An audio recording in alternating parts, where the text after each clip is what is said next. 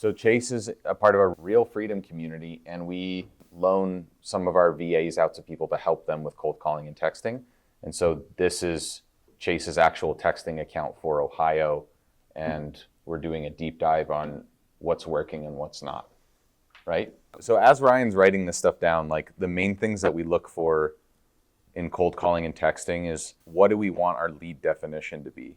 So as they're going back and forth talking about, hey, I'm getting a lot of like high asking prices or stuff that's just not even relevant to me, it's what's my definition of a lead? Do I need it to have motivation? Do I need them to say they want to sell within 90 days? Or am I just okay with them passing through anybody that raises their hand and says, I want to sell because I want to talk to them, right? Are the VAs the one that are doing that initial sort? Yes. Okay. Yeah. But we give them the framework, if you will, right? The guidance on like what is a lead and what's not a lead. And it's different for each person. The looser you make the criteria, right, the more leads you're going to get. Right. But then if you're a one-man band, you're going to have too many to call, right? Yes. And us, we adjust it every few months or so, or every 6 months. Okay, so I brought up this page because this is just in general our cold calling script. So what we give the virtual assistants and what we have them learn, memorize, and how they go through their calls and everything.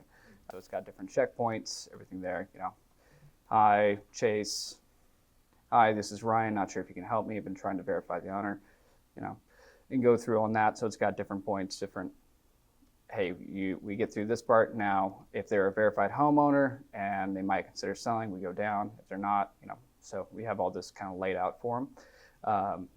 And then the reason to go into this is, one, you know, even on this, we start out with a timeline, and then from timeline into a soft motivation question of, you know, what has you considering selling? Open-ended, like Brian was talking about. But it also, we don't want the virtual assistants qualifying our leads based off motivation, because there's going to be things that, you know, all of us in this room pick up that they don't. Right. And so we never want them to qualify just based on motivation or having them do that unless they're really high level and you know, gone through the work of training them that next step. But going through here, this is the part I was going to bring up, that typically what we have it set up as is, if they go through this conversation, whether it's text or on the phone, and they get, hey, I'm looking to sell within the next 90 days and for a price that's 1.5x a Zillow estimate. So, you know, if Zillow's 100, well, they're around that or up to like 150 in that ballpark. Outside of that, you know, it takes it down from saying, hey, this is schedule a follow-up call, aka they're pushing it through as a warm or a hot lead. So if they give you a price that's 2-3 times the Zillow number, then usually that's not passed over as a hot lead or a warm lead. It's saying, hey, there's something else, unless there's a caveat of they tell a high price, but they've got a strict timeline. And their timeline is, no, I need to sell it within 90 days. But then also down here, so pushing things out a little bit further, a little bit more in depth.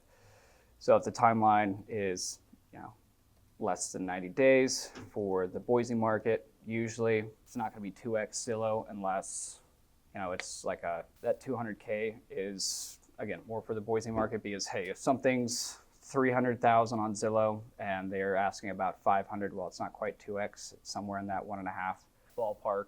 And, you know, depending on what else they say, it could still be considered a warm lead, but usually it has to be less than 200K for, you know, these higher end markets where the median home price is in the $400,000 or $500,000 range, to make it easy on them and simple, saying, hey, if it's in this range as well. And then also, like Ryan was talking about before, most of our qualifications on saying, is this a lead or not, is based on their timeline and what they say in response to that. Now, over the past month or two, I have, on the O&I side of it, the Offer Now side, been doing some trial and error, and trying to test some new things and go through on that side, saying, hey, what can make it so we're getting better quality leads coming through from the texting platform specifically? Because what we were seeing going back through and doing some texting audits is, all right, half the warm leads that are getting passed through, well, basically what they told us is they responded back saying, you know, So the first thing that we look at to diagnose our own stuff is we look at response rate and delivery rate. So why don't you look at Chase's real quick? Yeah, this is Chase's. Response rate, delivery rate. So going into reporting, this is just for the last week, saying, hey, we blasted out, sent a total of 12,000 messages. In response to those, got just under 1,000 back. Carrier block rate, 0.1%, which is really good because any texting platform, there's enough systems in place and technology in place nowadays. So carriers will say, hey, we've seen that same text message come through 100 times, 1,000 times. We're just going to blacklist it. And if we see that come through again, we're not even going to send it to their phone. So we want that carrier block rate low. I don't know why that keeps happening, but just kind of press through. So yeah, But like we want to see over anything over like 85% delivery rate is really good. So that fact that we're 90 is great. The response rate tells me that's low. Yeah. Like usually we want to hit for like 20%. So that tells me either our data is bad or we're doing a follow-up campaign, which is not a fresh list, which means it's like our second or third time hitting the same list. Well, and a lot of that data that they have, so like you spread it out long enough, the response rate does come up, but some of the data that she's got right now that they're just working, it's old. So Yeah. we started with the newest stuff, that's what I sent her first, and now we're getting into like the stuff that's from like November of last year, October, September, so it's getting older and older. And so I think the older that it gets, the more out of date some of that 100%. stuff is, so Yeah. it's just gonna go down. But And the second time, so the first time we hit a list, yeah, you sorted on that. That's about what I would expect on an initial, the first time hitting a fresh list. right. Every Yeah. time we hit it after, it's going to go down by half. So first time 20%, second time 10%, third time 5%. Well, and this You do typically see, obviously, higher response rates on newer data, fresher lists, but the flip side of that is there's a lot of repeat.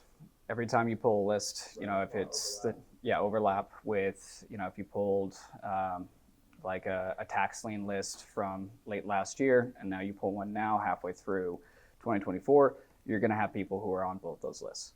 Some of that gets scrubbed out as you go in and put it in, but a lot of those people are getting hit a second and third time as things go through.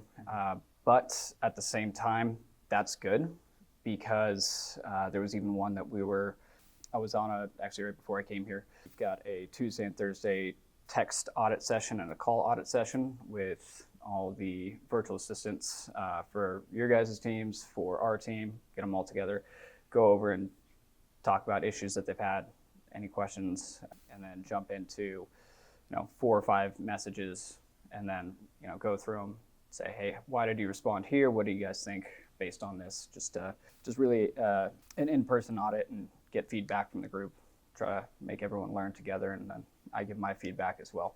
But one of those, to wrap back around, one of the leads that we looked at today, it had actually been on 2 different lists, and you could scroll up and see, hey, this was hit here back in 23. It was hit again in January, again in April, and this was on our account, and then it got hit like 2-3 days ago, and that's when he finally responded. There is a lot of overlap that sometimes happen, or people getting hit multiple times at different points, but if they don't respond back and we basically can't say, yes, this is a lead based on their responses, or no, this isn't, and basically mark them as cold or mark them as a warm or hot lead, then it allows them to get hit with campaigns in the future. So they can still get texted by that. kind of been our At the end of the day, that kind of comes down to what you want to do, what kind of buckets you put leads into, and what you want to do with those moving forward. So for us, we have just in our Mojo, Smarter Contact, and Salesforce, we have a bucket that's just cold. And to us, a cold lead or cold prospect is somebody who responded back and said, no, I'm not interested, or I don't plan to sell right now, anything like that. Well, we don't want to remove them from the database entirely because in the future, hey, they might not be ready to sell now, but in 6 months, a year, 2 months, if something dramatic in their life changes, there's probably a reason they were on one of our lists to begin with, one of the campaigns we pulled.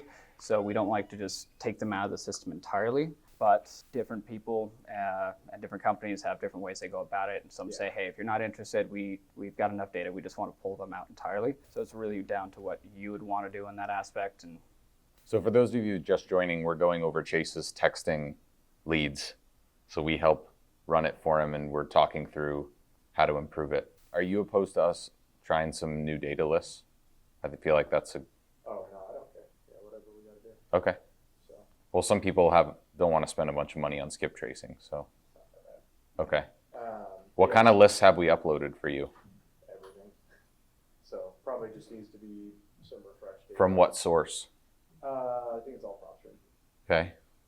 Yeah, like you have 1960s and older. That's pretty old. I would say maybe let's do a 1960 to 2000 list. Yeah. That'll be a lot. Well, the majority of property over there is pretty damn old, especially like within the city. Cincinnati Yeah. market, yeah. Pushed out further. So, I mean, it's not something I'm opposed to, I don't really care, but that's why we filter it that way sometimes. Okay.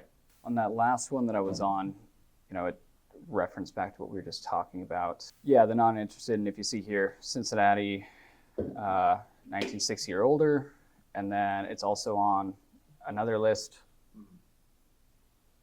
And then we scroll up and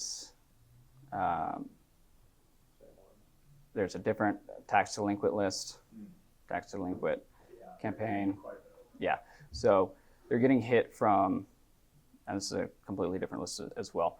So I would say that those currently aren't being filtered out, and that was all since April. That's what I'm saying. So I've seen So- some in there get hit like 20 times in Yeah. like a 2-month period. I'm like, that can't be. Well, it is if they're on tax delinquent. Like Yeah, True. I mean, that's the thing is like List if they're on a dependent. motivated list, we can hit them 300 times, right? Sure. Until they tell us to remove themselves or unsubscribe.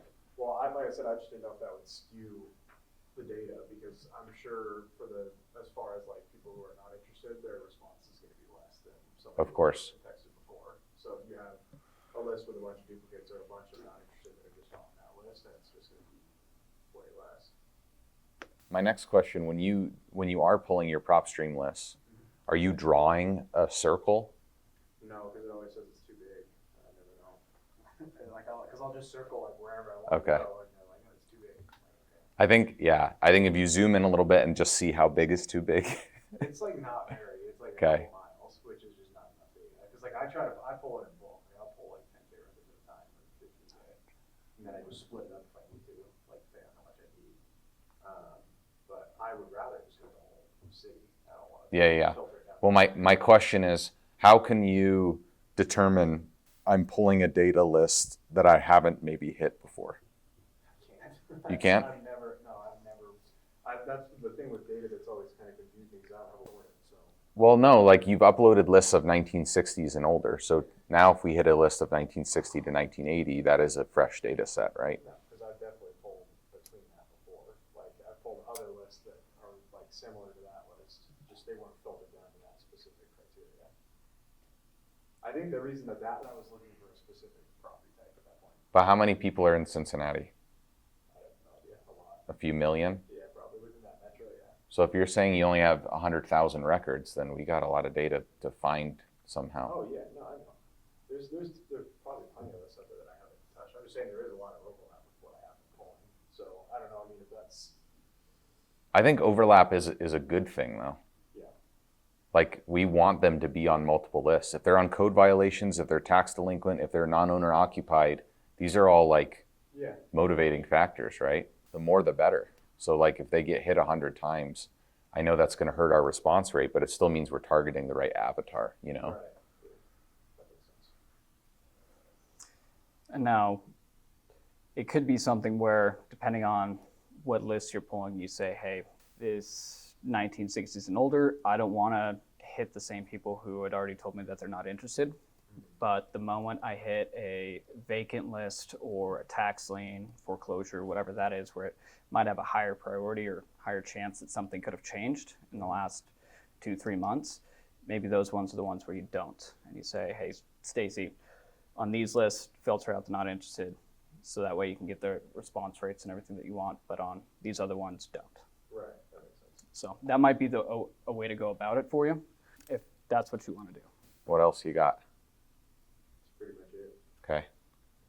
We're, as Ryan said, like 3 weeks ago, we started revamping a lot of the texting stuff because we were noticing our quality was dropping. significantly. Yeah, I guess the other thing that I've experienced a lot of is just people like will talk to Stacy and we'll get all the information and then they never answer the phone again or text. They just go ghost after that. Like a pretty good percentage of the leads that she sends through do that. Yeah. And the ones that are like, okay, this is the deal on paper. Even in our database, I think I showed you last time, Yeah. Like I feel a these are third. probably gonna be the highest ones to do that. Yeah. Compared to anything else, but. even after a lead is qualified and comes into our system, we're still not able to get back in touch with like a third of them. It's a huge number.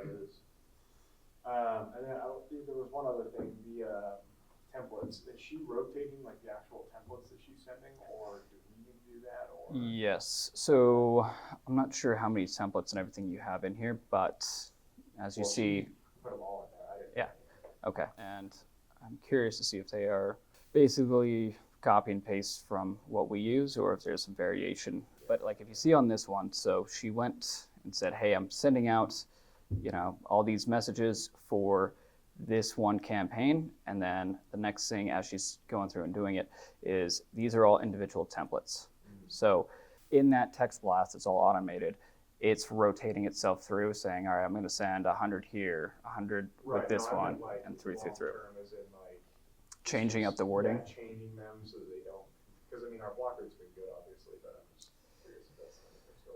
Yeah, I think at the end of the day, if you're getting good response rates and you're not getting blocked, then, and you can dive deep into each individual one too. So Right. we can go here and say, all right, what's the response rate to template 8? What is template 8? Template 8 So is, people can see it. hi there, I'm searching for blank address. Are you the title holder, Stacy? I know that one because that's one that we used to have. These probably all are. And so what I went in and did before about 3-4 weeks ago, we said, all right, how do we get our text response rate better? How do we get better quality leads? We don't care about having as many leads coming in as the ones that do come in are higher quality, and we've got a better chance of those, our lead managers or acquisition guys getting on the phone with them and turning into an appointment and then turning into a contract. So they're not just spending all their day calling people who said, well, I'll sell if you give me $1 million Right. and I can be out tomorrow. Well, that's not really motivation. That's not really a lead. So trying to get those out of the system.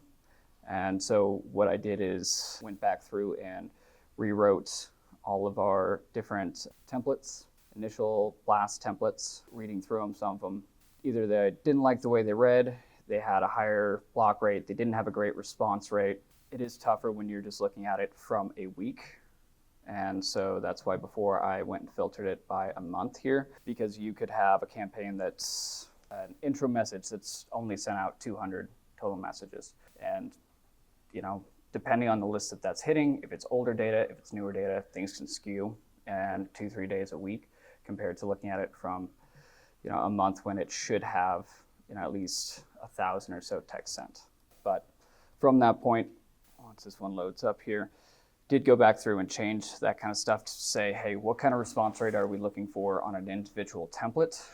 And while the cumulative data might say 20-24%, I still am trying to figure out this part, why the initial message templates are usually down somewhere around 10 to 15 on a good one, but then the overall, all of them says like 20 or 18. I don't know, So- their stats have always confused me a little bit too, because they do the actual, I thought too, sometimes Yeah. the delivery is actually different, but I think it's because they don't count opt-outs and stuff, so there's some.